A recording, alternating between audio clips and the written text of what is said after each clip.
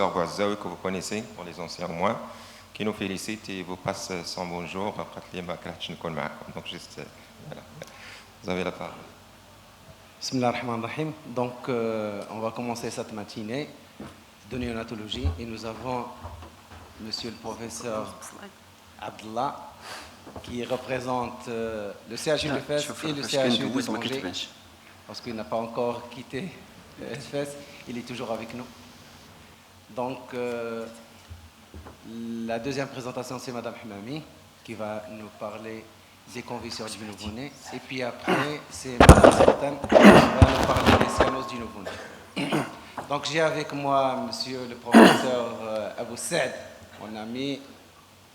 Également, j'ai appris beaucoup de choses avec lui, toute ma reconnaissance. Donc, c'est lui qui va diriger la deuxième séance. Monsieur Abdallah, vous avez la parole pour nous parler des animés du nouveau-né, bien sûr. Okay, merci, Monsieur le Président. Merci, cher maître. Donc, tout d'abord, je remercie l'amicale des pédiatres de Fès et donc le président, professeur Hida. Et donc, j'appartiens toujours où est-ce que j'ai été membre. Hein, et donc, ici, mes maîtres, là où j'étais, c'est ma pépinière de formation.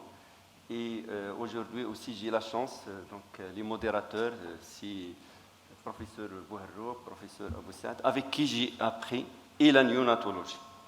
Et donc, merci, cher maître. Donc, qu'est-ce qu'on peut dire en 20 minutes?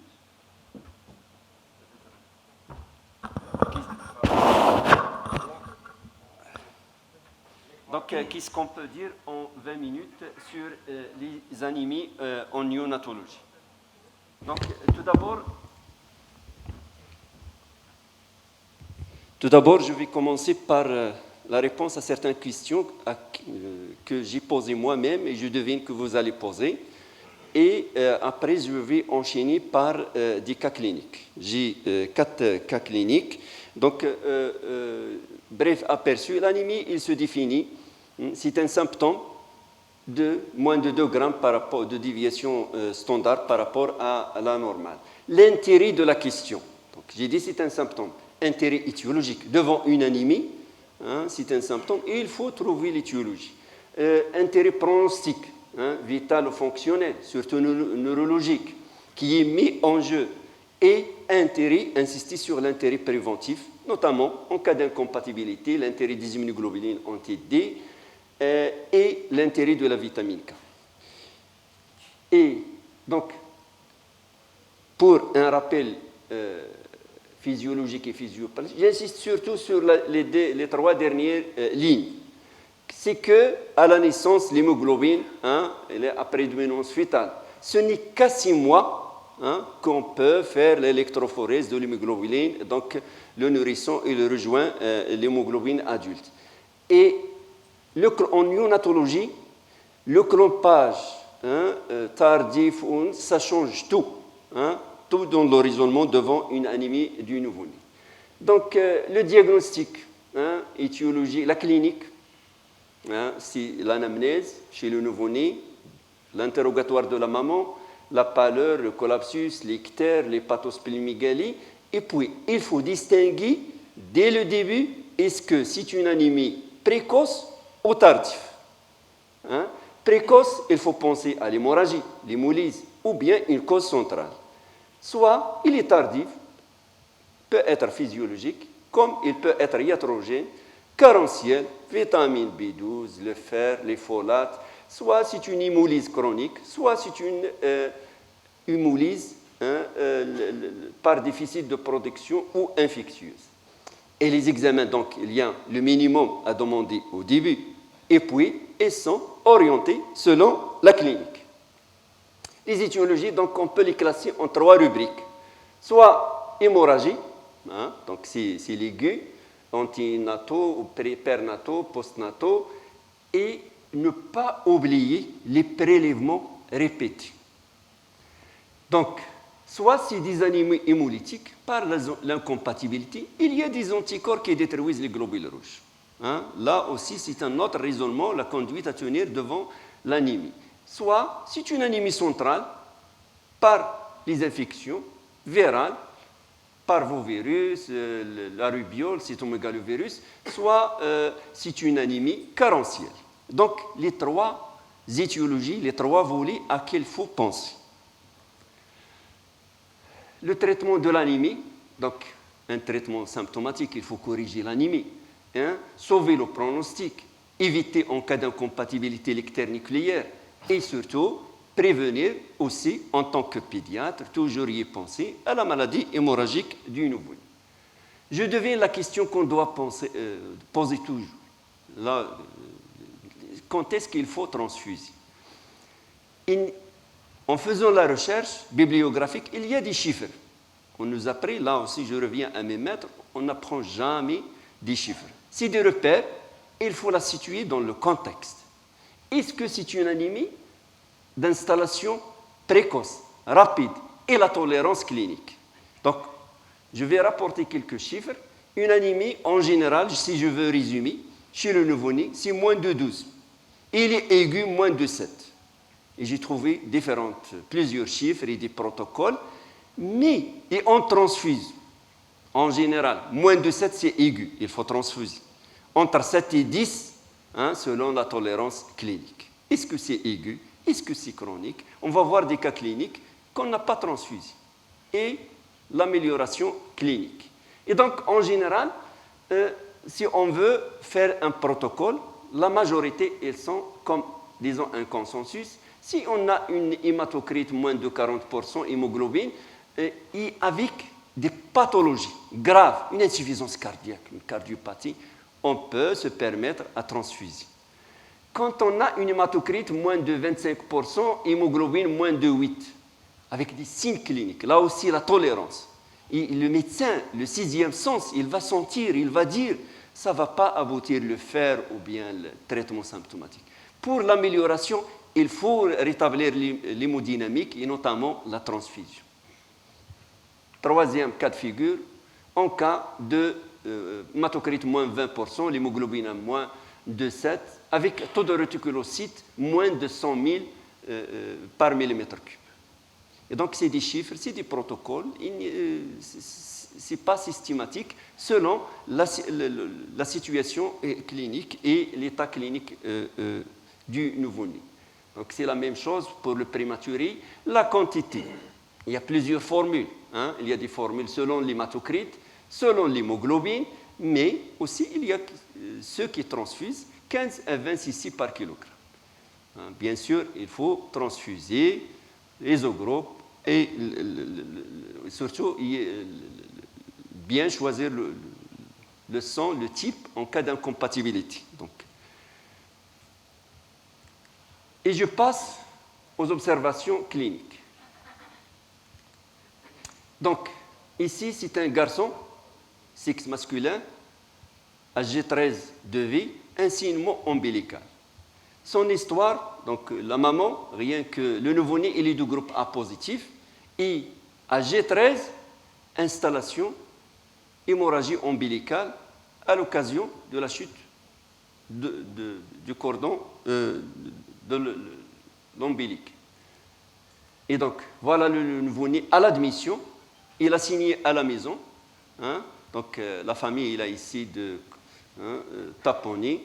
Et donc, on n'a pas de syndrome tumoral, pas d'hépatosplénomégalie, pas tout l'examen, rien qu'un retentissement clinique, tachycardie, temps de recoloration, puisque c'est normal, il a signé. Et donc, on doit penser à quoi?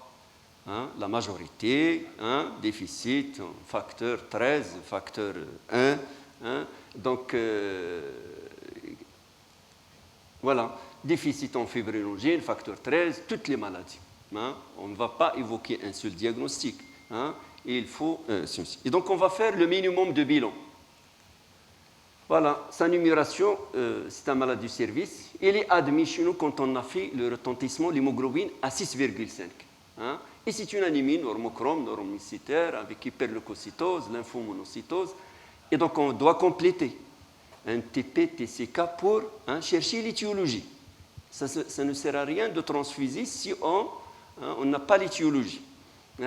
TCA 140, il est très allongé, et le TP incoagulable. Donc, deuxième TP, 64%, quand on a dosé le premier prélèvement du fibrinogène, c'est 0,70. Et donc là, le diagnostic, il est là. Hein? Qu'est-ce qu'on doit faire devant ce malade? Bien sûr, il y a le fibrinogène qui manque.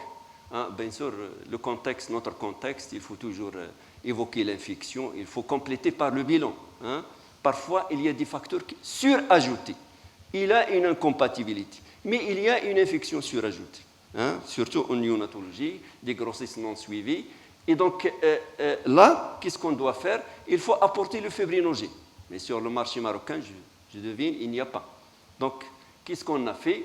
La vitamine K, bien sûr, 10 mg, là, c'est en curatif, et le plasma free, 26 kg, la transfusion, parce que il ne tolère pas 6, d'hémoglobine, et il faut faire le dépistage, bien sûr. Hein. On a dit hier, le dépistage de masse n'est pas conseillé, mais en cas si familial, l'éducation, hein, là, c'est le premier garçon. L'éducation, bien sûr, en cas de signement ultérieur, qu'est-ce qu'il faut faire? Et donc, après la sortie, voilà, après transfusion, c'est ce qu'on a fait au service.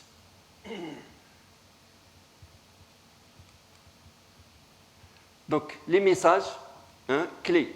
Il faut penser en premier lieu à la maladie hémorragique devant tout signement. Le deuxième, il faut approfondir l'interrogatoire, l'examen clinique, à la recherche d'une étiologie. Chercher la notion de prise médicamenteuse. Parfois, la maman, quand on a pris des médicaments, il favorise l'hémorragie chez le nouveau-né. Préciser l'histoire du nouveau-né et les circonstances d'accouchement. En cas d'hémorragie, il faut d'abord arrêter l'hémorragie et puis un traitement étiologique. Donc la deuxième observation. Donc c'est une anémie par hémorragie, mais le premier cas. Le deuxième cas. C'est un garçon de 10 jours. La région de Tanger, 4e d'une fratrie de 10. Le patient il est admis à J10 de vie. Donc, les antécédents, il est à terme. L'anamnèse infectieuse négative, mais le groupage de la maman non connu, c'est des grossesses non suivies. Il habite la région de Qasr el-Kibir. Le début, il remonte à G3. Comment? Par l'installation d'un ictère cutanéo-muqueuse avec des selles des urines normocolorées, le tout évoluant dans un contexte d'apérixie. Donc, il est admis chez nous à J10, mais la maman, il a constaté un ictère à G3 d'installation. Il a fait tout. Comme vous le savez, dans notre contexte, le traitement d'un ictère diffamé, donc charlatlo, le charlatan. Donc, il a tardé pour l'admission chez nous. Et puis, donc, l'examen, il est à terme, les constantes dans les normes, donc absence d'hématome, de bosseur sanguine, avec fixité de Rogone. Donc, déjà, les signes neurologiques, ils sont installés là. Et il faut penser à l'ictère nucléaire. Rien qu'avec cette image, voilà, il est devenu vert, de jaune vert. Donc, c'est un ictère intense. Donc, là aussi, à quoi il faut penser? Bien sûr. En premier, on évoque le plus grave, c'est l'hémolyse. Donc, je passe, je trouve des difficultés. Donc l'ictère par incompatibilité, le rhésus, ABO, bilirubine conjuguée, l'infection, maladie métabolique, l'ictère cholestatique et d'autres. Donc, qu'est-ce qu'on doit faire? Un minimum de bilan, bien sûr. Donc, devant tout ictère, il faut donc le groupage de la maman et du bébé, la bilirubine directe indirecte, numération pour voir le taux d'hémolyse, la CRP à la recherche d'une infection, l'hémoculture, le test de Compte aussi direct et indirect. Donc, quand on a fait l'hémoglobine, donc il est à 2,4, donc c'est il est grave. Donc, sachant que le nouveau-né à la naissance, il peut avoir une hémoglobine entre 17 et 19 grammes par décillilitre. Et donc, quand on a fait Le bilan, la bilirubine donc à 280 mg total conjugué à 50. Le groupage, voilà, A positif chez le nouveau-né, AB négatif, test de compte direct, donc ça ne se discute pas, c'est une incompatibilité rhésus. Qu'il faut faire? Est-ce qu'on doit transfuser? Là aussi, bien sûr, il ne va pas tolérer. Mais comment? Là, on a dit que transfuser ou non selon la tolérance, la rapidité d'installation. En néonatologie, là, donc, comment transfuser? C'est l'exsanguinotransfusion. Problème des anticorps qu'il faut changer. Et en plus de ça, avec l'exsanguino, on va rétablir l'hémodynamique et corriger l'anémie et enlever la bilirubine et les anticorps. C'est ce qu'on a fait. Et donc voilà, le diagnostic, c'est l'incompatibilité. Là, la seule chose qu'on ajoute, même si pas le sujet, la photothérapie. Donc, c'est un traitement symptomatique. Ça se discute aussi les immunoglobulines qui bloquent l'hémolyse. Mais vu la rapidité, il faut transfuser et donc pour corriger l'anémie, mais avec l'exsanguinotransfusion. Donc, je passe, c'est ce qu'on a dit, la photothérapie, l'exsanguino, les immunoglobulines, on les a fait nous.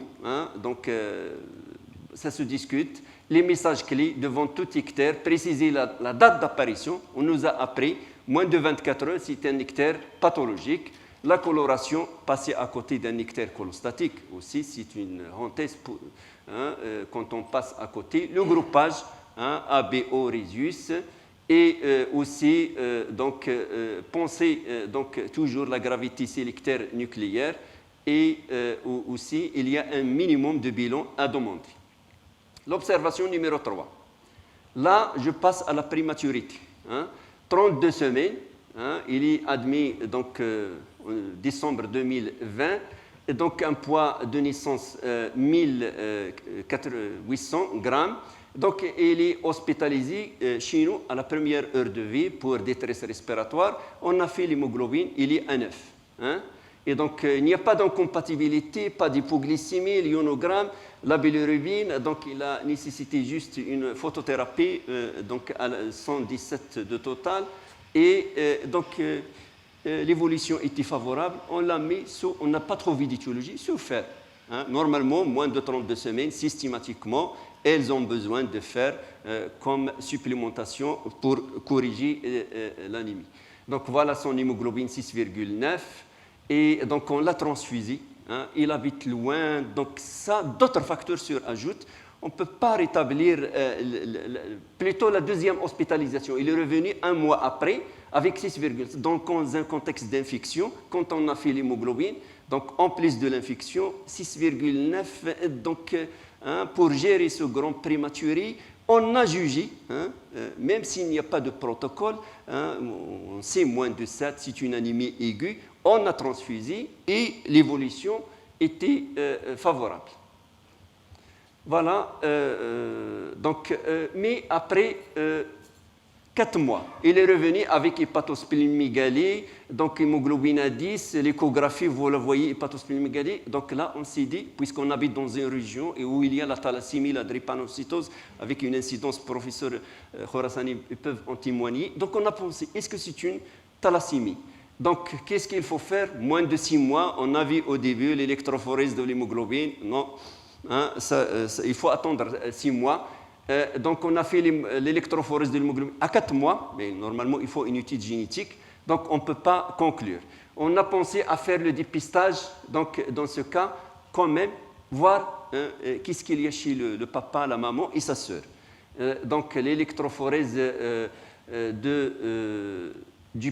la maman, elle est normale. Je vais pour passer au 4e clinique. Chez le papa, c'est une hémoglobine C. Et chez sa sœur, voilà, et donc chez sa sœur, donc porteuse de l'hémoglobine C, vous voyez, plus alpha-thalassémie, et donc on gère encore, il est à 4 mois.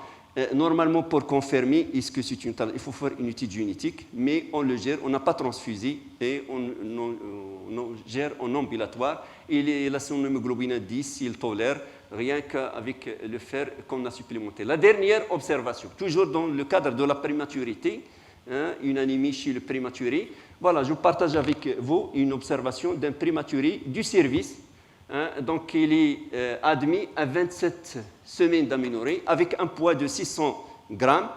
La maman, donc, stérilité de 10 ans à 40 ans. Donc, accouchement par voie basse, corticothérapie. Donc, il est suivi à l'hôpital public. Et donc, on sait dans nos contextes. Donc, on est pédiatre. Notre contexte, la plateforme qu'on a, ça ne nous permet pas de gérer ce genre de prématuré. Mais la maman, vu 40 ans, premier part, stérilité, il nous a dit si vous pouvez faire quelque chose avec moi. Donc, là aussi, on est revenu à l'expertise avec nos maîtres qui nous. Parfois, une phrase qu'on ne veut pas, laissez-le tranquille. Mais qu'est-ce qu'on a vu? Pour corriger son hémoglobine, gérer son infection avec minimum de gestes invasifs, et on a joué sur le volet préventif. Donc, volet préventif, donc il a, qu'est-ce qu'on a dans ce cas, l'anémie? Il a descendu à un certain moment à une hémoglobine à 8. On a supplémenté avec le fer. L'érythropoïétine, centre d'hémodialyse, donc on a normalement c'est 250 microgrammes en sous-cutané 2 fois par semaine pour corriger, pour augmenter son hémoglobine. Et on a évité les prélèvements répétés à chaque fois. Et le retard, là, on conseille, normalement, ça se discute, le clompage préventif, précoce, tardif. En cas de prématuré, notre expérience nous prédicte et il faut faire le clompage tardif. On tombe dans ces situations-là. La sepsie, c'est le grand problème en néonatologie, surtout prématuré. Et c'est pour cela qu'on a dit il faut le laisser tranquille. Et l'allaitement maternel, mais avec l'implication de la maman. Donc, il est maintenant, c'est la photo du mercredi, il est à 18 mois, et parce que le problème des prématurés, c'est les complications. On a fait tout, aucune complication. Donc, il est à 18 mois actuellement. Et donc, qu'est-ce que je peux dire? La sévérité, la transfusion, la question qui se pose, selon, est-ce que c'est une anémie aiguë, chronique, et tolérée ou non tolérée? Et il faut distinguer entre précoce et tardif. Donc, et le pédiatre doit avoir des chiffres de référence, mais selon la tolérance, la situation clinique. Je vous remercie. Merci, M. Abdallah, pour cette présentation vraiment très bien faite, des cas cliniques très pratiques, du vécu. Donc, toutes mes félicitations. Avant de faire quelques remarques, je voudrais vous passer la parole pour la salle. L'évolution du deuxième cas, c'est l'évolution du deuxième cas. Mais elle a 4 mois.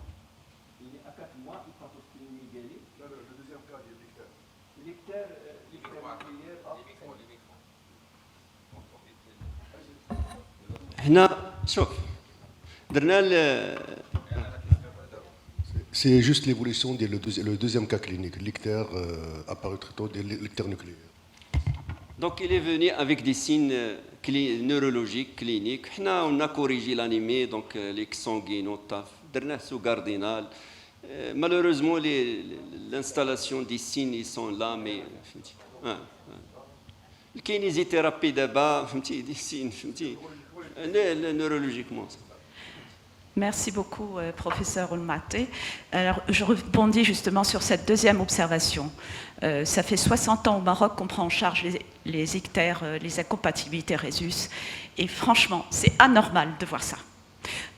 Dans tous les centres de santé, on peut faire, même machin, dans tous les centres de santé, les mères peuvent être suivies, il peut y avoir un groupe sanguin. Alors qu'en 2021, on voit encore ça, il faut que les pédiatres se rebellent. C'est pas normal de voir un ictère nucléaire en 2021 au Maroc. Je suis désolée, on ne peut pas rigoler. C'est anormal. C'est gratuit. Tous les centres de santé suivent les mères. Les examens sont gratuits et les accouchements sont gratuits. Alors, c'est anormal de voir ça. Il faut que les pédiatres le disent et le redisent. Alors, justement, la question que je voulais te poser, est-ce qu'elle a accouché à domicile ou pas? La deuxième, l'ictère... Non, il a accouché dans la maison d'accouchement. La maison d'accouchement. Professeur Maté, merci d'avoir présenté ce cas.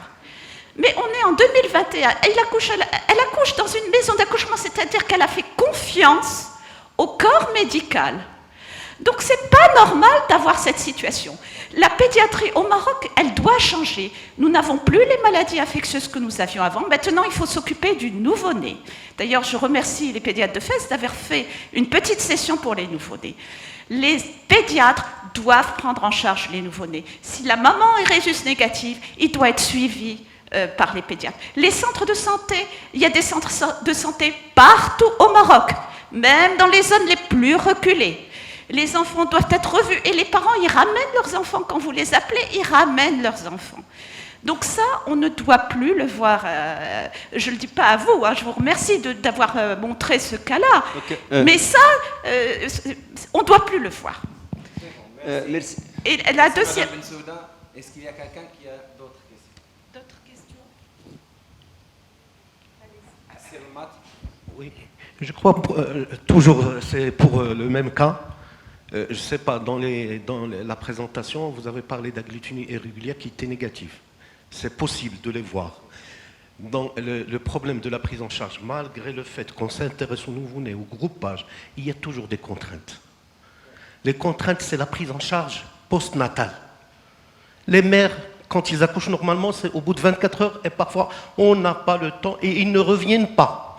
Donc, voir un certain jour un ictère à un stade avancé, ça, il faut s'attendre. On n'aimerait jamais. C'est la chose pour laquelle le pédiatre doit insister. On ne doit plus avoir d'ictère nucléaire. On est tout à fait d'accord, on doit faire le maximum.